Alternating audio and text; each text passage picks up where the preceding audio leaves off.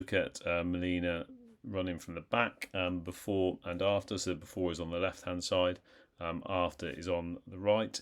If we just have a look, firstly the leg cycle, you can see quite clearly after how high those heels are coming up, compared to before where they were very low, and on that right side where that's coming up again nice and high, which will increase that flight time. If we have a look at the flight time, so we've already shown from the side how the foot is being placed underneath that hips. Now, how that equates to having less contact with the ground, if we look at after first, we see we're already into that flight mode. So both feet are off the ground, and the amount of time flight she's got now means she's going to be in contact with the ground less. She's going to be able to run better, run faster, more efficiently, since she's not spending a longer period of time on the ground. Where we've looked at before, where that right foot comes into toeing off at swing phase, as soon as it's left the ground, the flight time, the other foot's still in contact, so the flight time is low. So as soon as that left foot has gone through stance where it's loading, the right one's straight in contact, and the same again. So the time is significantly less on that. If we play it through and look at the arms, before the arms are very close to the body, but as we mentioned, we're not being used extensively. So straight away, we said before, we were getting a lot of rotation through the shoulders, okay, and rotating through the lower back. So this area here, you can see the chest and stomach and tummy is going to be facing more towards this part of the wall here. Whereas after, and we can keep that where it is, we got really good shoulder posture because they're staying level, and because we can clearly see the Kulisevsky 21, that this tummy, the chest, everything is facing towards the window, so that's really good posture. And we can see here where we got the elbow coming out towards us, and that wrist is nicely close to that hip. So that shows an improvement in that proprioception, that sense of balance, body control, positioning and refinement, all the stuff that we've done on the mat.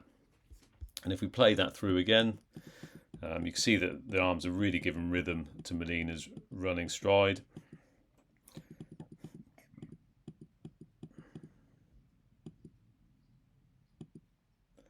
And again, we've got that nice movement coming up, the hands coming up to the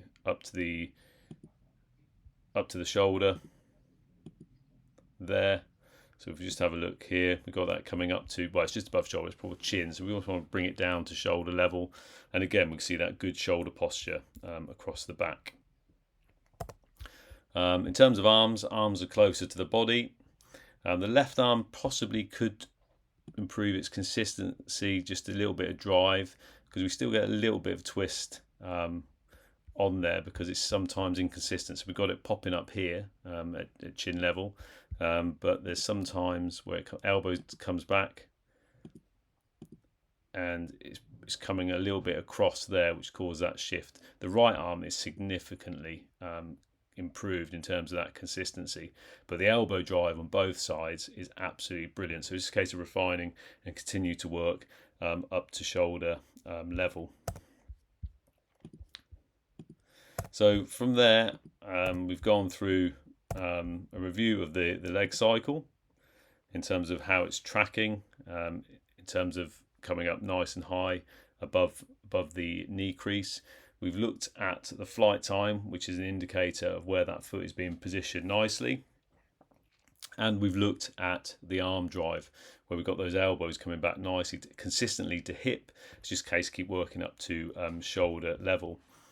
The last thing I just want to follow up on, which is linked to overstride, is before we had the knees quite close together when they're coming in. So that's called knee valgus, where the knee falls inwards. Well, if we look at it after now,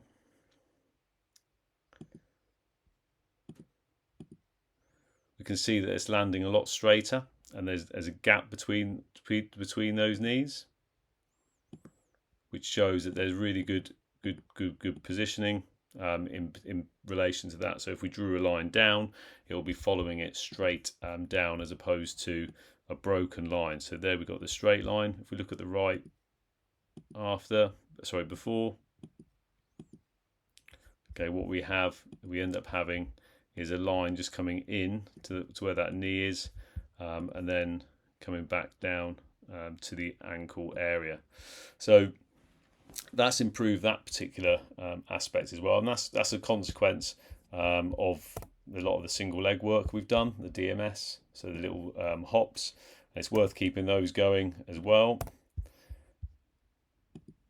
as Melina continues to practice and develop. But in terms of how she's running, she looks very fluent, very smooth. The action's looking repeatable.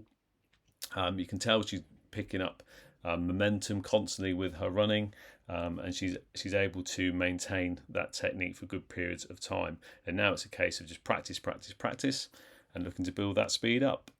I'll run this through for the last 15 seconds. And as always, any questions, please do not hesitate to get in touch.